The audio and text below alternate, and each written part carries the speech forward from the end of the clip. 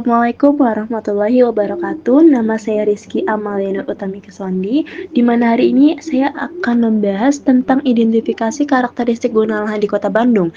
Survei ini akan membahas guna lahan dan juga kegiatan perkotaan dengan fokus pada transformasi kota berdasar teori Doxiadis tahun 1968. Pengantar dan struktur paparan. Struktur paparan inilah yang mencakup latar belakang perkembangan kota, tujuan serta sasaran survei, keluaran yang akan sangat diharapkan, lingkup kegiatan di Kota Bandung, dan pendekatan pelaksanaan yang akan dibahas secara bertahap untuk memudahkan pemahaman audiens. Konsep dasar perkembangan kota. Perkembangan kota memiliki dua bentuk utama, yaitu pertumbuhan dan transformasi. Pertumbuhan ialah ekspansi fisik, sedangkan transformasi melibatkan perubahan fungsi lahan, yang dimana konsep ini dari Doxiadis 1968 yang bisa membantu memahami dinamika Kota Bandung. Tahapan transformasi lahan. Transformasi lahan terjadi dalam 4 tahap. Pertama, penetrasi, di mana fungsi baru masuk ke area homogen. Kedua, invasi, serbuan fungsi baru yang lebih besar. Ketiga, dominasi, ketika fungsi baru mengambil alih. Dan terakhir, suksesi, pergantian total. Hal ini sering menyebabkan masalah di perkotaan. Dampak transformasi pada masyarakat. Dampak transformasi bisa saja negatif, seperti ketidaksesuaian dengan rencana tata ruang yang bisa saja mempengaruhi sosial, budaya, ekologi, struktur kota, dan ekonomi, di mana pemerintah sangat perlu berperan untuk meningkatkan efisiensi dan manfaat sosial maksimal.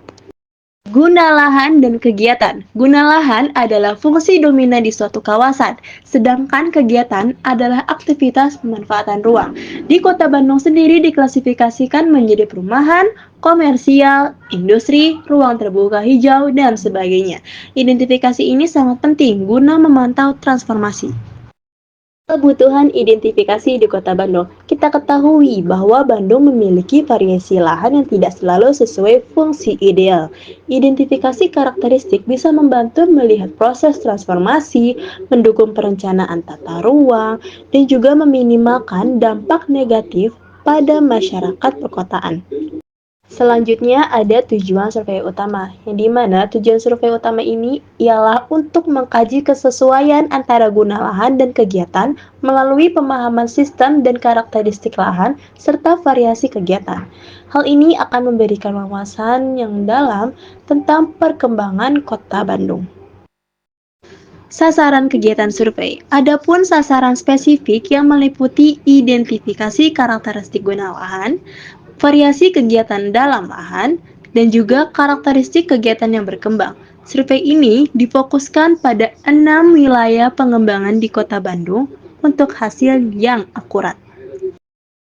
Keluaran yang diharapkan. Adapun keluaran utama yang dimana laporan hasil survei yang lengkap dan siap pakai.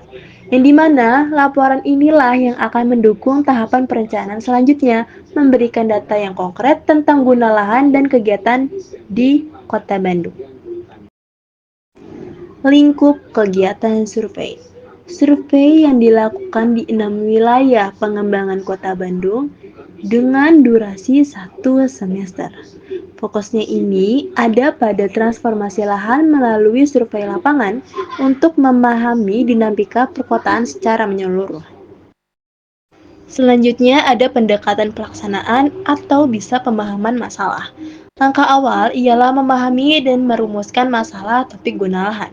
Hal ini juga bisa memastikan survei berjalan efektif berdasarkan teori Doxiadis dan juga bisa mengidentifikasikan isu-isu kunci di Kota Bandung.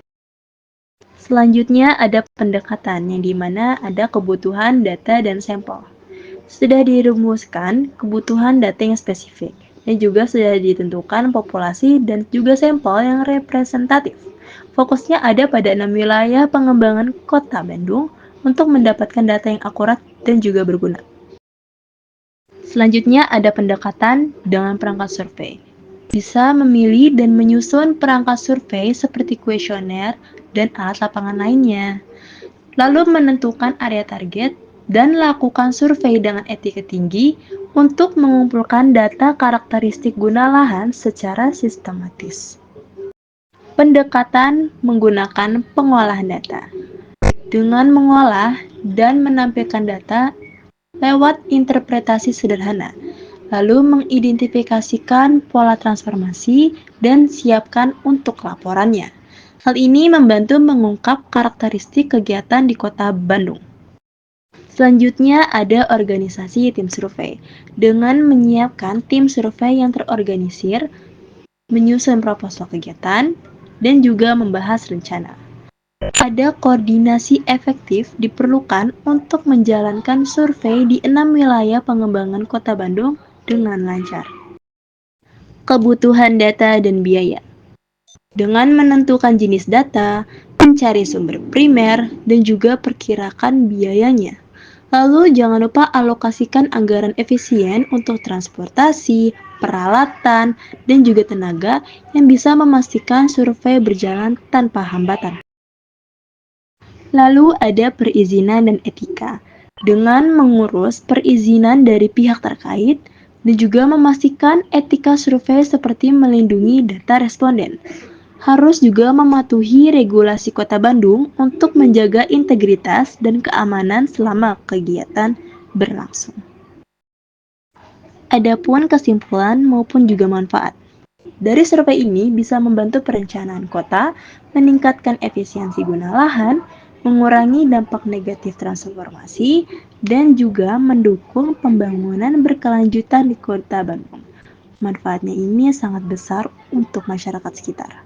Sekian, terima kasih atas perhatiannya semua. Dari sini saya mengambil referensi Doxiadis tahun 1968. Mohon maaf bila ada kekurangan. Saya Rizky Amalena Utami Keswani mengucapkan wassalamualaikum warahmatullahi wabarakatuh.